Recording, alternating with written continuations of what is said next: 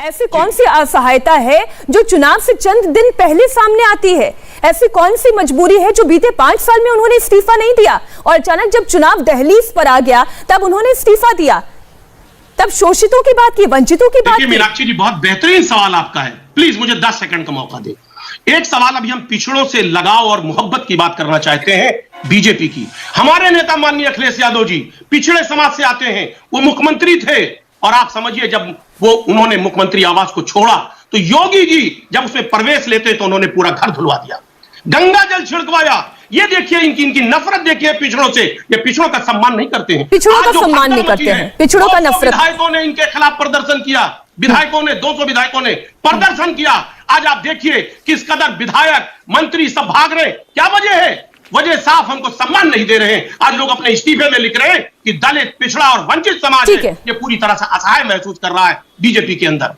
ठीक है, अब डॉक्टर अजय आलोक भी हमारे साथ जुड़ गए हैं, वारिस पठान जी हमारे साथ जुड़ गए हैं, दोनों तक मेरी आवाज भी अब पहुंच रही है। अजय आलोक जी, देखिए अब नैतिकता और इन सब चीजों से बात बहुत आगे बढ़ गई है।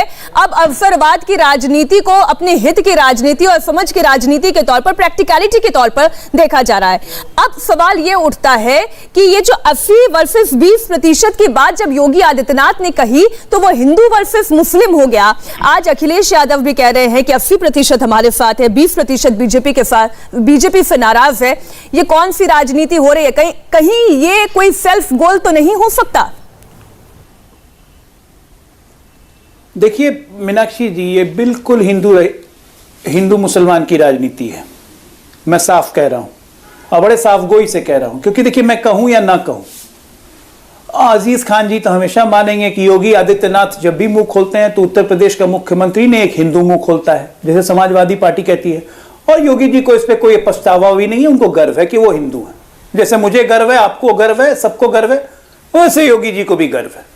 लेकिन अखिलेश जी जब कहते हैं कि 80% हमारे साथ हैं और 20% बीजेपी से नाराज हैं, तो वो मुसलमानों की बात कर रहे हैं, क्योंकि वो 20% मुसलमान, इनको डर लगता है कि ओवैसी और कांग्रेस इधर उधर छिटक जाएंगे जिससे उनका जनाधार कमजोर हो जाएगा। सच्चाई यही है।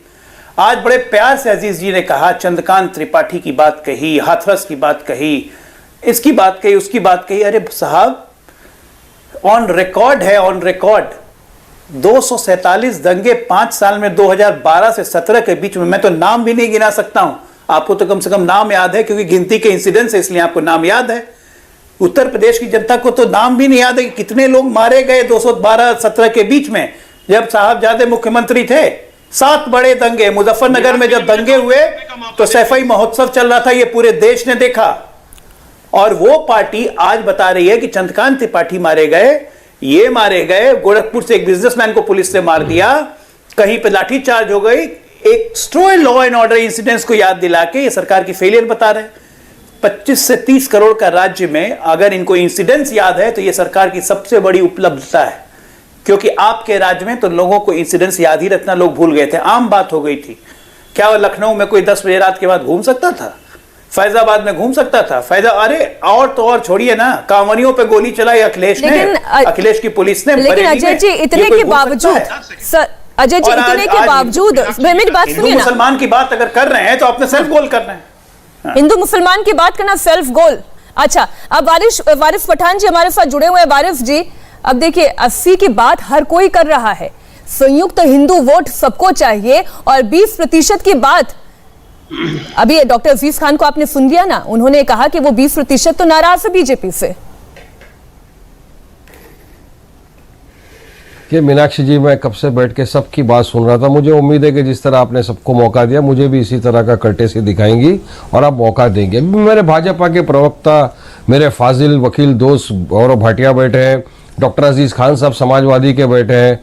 भाजपा के योगी ने कहा 80 बनाम 20, समाजवादी के अखिलेश ने कहा 80 बनाम 20। कुछ नहीं, अगर यही अल्फाज वारिस पठान बोलता कि 80 बनाम 20 हम 20 हैं, वो 80 है, तो अब तक हाहाकार मच जाता, आसमान टूट पड़ता। ये लोग मेरे जो एंटी नेशनल घोषित करते, मुझे पाकिस्तान की टिकट दे दी जाती और मुझे कम्युनल घोषित कर दिया जाता, मगर यहाँ पे सफाई दी जा रही है। तो अजीज खान साहब की मैं बात सुन रहा था, उन्होंने कहा कि 20% वालों को हमेशा से ऐसा किया गया, पिछड़े वो वर्ग को हमेशा इंसल्ट किया गया। मैं पूछना चाहूंगा अजीज खान साहब, आपने इतने बड़ा बयान दिया 4-5 मिनट का, एक भी मर्तबा आपने उसमें मुसलमानों की इज्जत की बात की? एक भी बार आपने यह कहा कि उत्तर प्रदेश का जो मुसलमान 20% है वो कितना पिछड़ा हुआ है, सोशली, एजुकेशनली, इकोनॉमिकली बैकवर्ड है?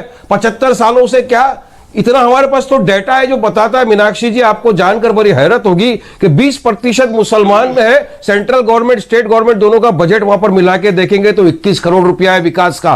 सोचिए, बजट भी नहीं है तो कहां से मुसलमान का विकास होगा? तो मुसलमानों को क्या कहा, अपनी दरी बिछाने के लिए रखेंगे? 20% वाले की इज्जत कब होगी? आप अगर उसको स्टेज से धक्का मार के हटा दोगे तो क्या आपने इज्जत की? अरे हम तो बोल रहे हैं अगर आप कोई धक्का मारे तो आइए, हम आपको कंधों पे बिठाएंगे। हम हिस्सेदारी की, बराबरी की बात करने जा रहे हैं मीनाक्षी जी, मगर देखा यही जा रहा है ना, आज ब्राह्मण 10% है मीनाक्षी जी, इसमें 6 मुख्यमंत्री बन गए। क्षत्रिय 8.5% है जिसके 5 मुख्यमंत्री बन गए। यादव 8.5% है मगर उसके 3 मुख्यमंत्री है। मुसलमान वही 20% है मगर आज तक उनका ना कोई मुख्यमंत्री बना ना उप मुख्यमंत्री बना। किसकी वजह से? तो यही जो कथाकथित सेक्युलर पार्टियां आई सत्ता में, जिनको 100% मुसलमानों के वोट चाहिए कि 20% पूरा हमको वोट दे दो, मगर मुसलमानों के लिए करना कुछ नहीं है, जिसकी वजह आज ये दिखाया जा रहा है उत्तर प्रदेश के अंदर। ये डाटा मैं आपके सामने पेश कर रहा हूं कि मुसलमानों की माली हालत, सोशली हालत, एजुकेशनल हालत क्या है। और ये सच्चर कमेटी का रिपोर्ट, महमूद रहमान कमेटी का रिपोर्ट, सारे कमेटी के रिपोर्ट दर्शा रहे हैं पिछड़ा हुआ वर्ग है। तो क्यों हुआ ये?